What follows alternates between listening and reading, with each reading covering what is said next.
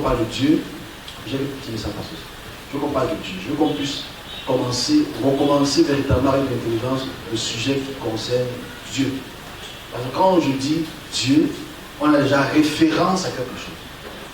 On a déjà référence à quelqu'un. On a déjà référence à une entité. On a déjà référence à une spiritualité. On a déjà référence à une divinité. Quand on parle de Dieu. Mais il faudrait qu'on remette le sujet de Dieu sur la table. Je dois le faire, vous devez écouter. Ceux qui écoutent, écoutez aussi. On doit remettre le sujet de ce que c'est que Dieu sur la table des discussions. C'est-à-dire, pourquoi est-ce qu'on appelle Dieu Dieu aujourd'hui? Le Dieu qu'on dit Dieu aujourd'hui se réfère à quoi, à qui? Naturellement, si on a l'intelligence, parce qu'en fait, on est déjà, le choc culturel nous a donné comme éponyme, comme théonyme, Dieu comme le Créateur. Mais d'où est-ce qu'on prend notre connaissance de ce que c'est que Dieu ou de ce qui est Dieu? C'est de la Bible. Parce que nous, en tant que néo-chrétiens, on a influencé par les textes de la Bible. Quand Jésus dit Père, on sait que Père, son Père, c'est Dieu. On a remonté la trace historiographique, histoire comparée. Et on va voir que l'Ancien Testament parle de Dieu. Dieu, Dieu, Seigneur, Dieu miséricorde, bla, bla, bla.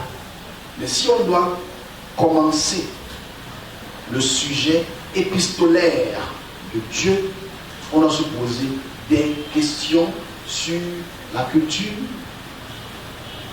la tradition, les coutumes qui entourent le théonyme qu'on appelle aujourd'hui communément par choc culturel Dieu.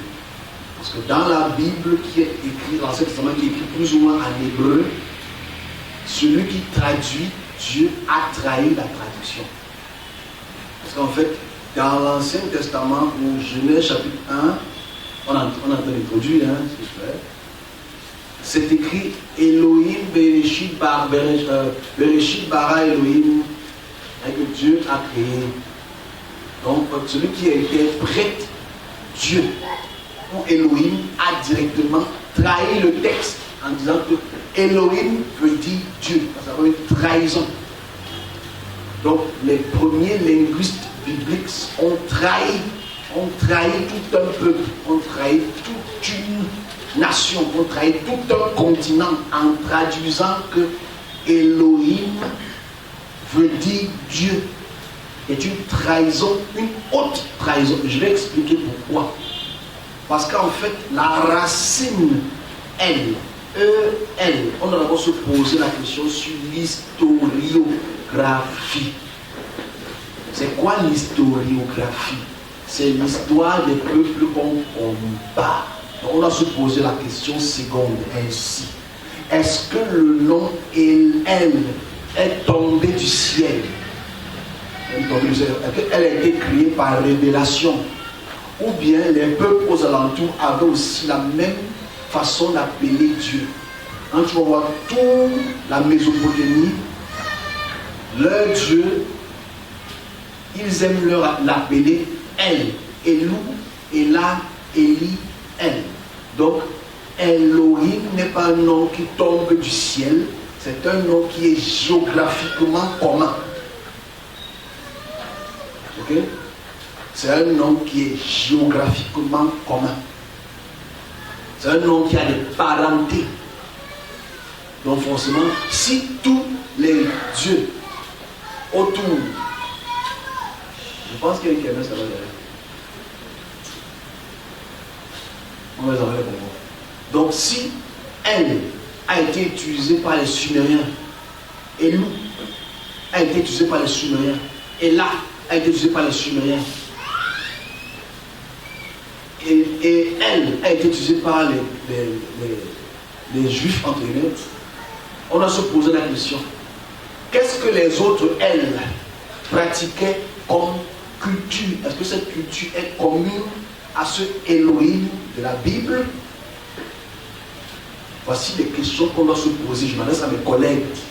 C'est-à-dire que si aujourd'hui, Yaoundé appelait son Dieu Elou, le nord appelait son Dieu Ella, le sud appelait son Dieu Eli, l'ouest appelait son Dieu Elo, on doit se poser la question sur les liens culturels.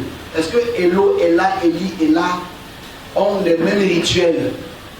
Si ils ont les mêmes rituels, ils ont la même culture, ils ont les mêmes traditions, c'est qu'ils ont un père en commun.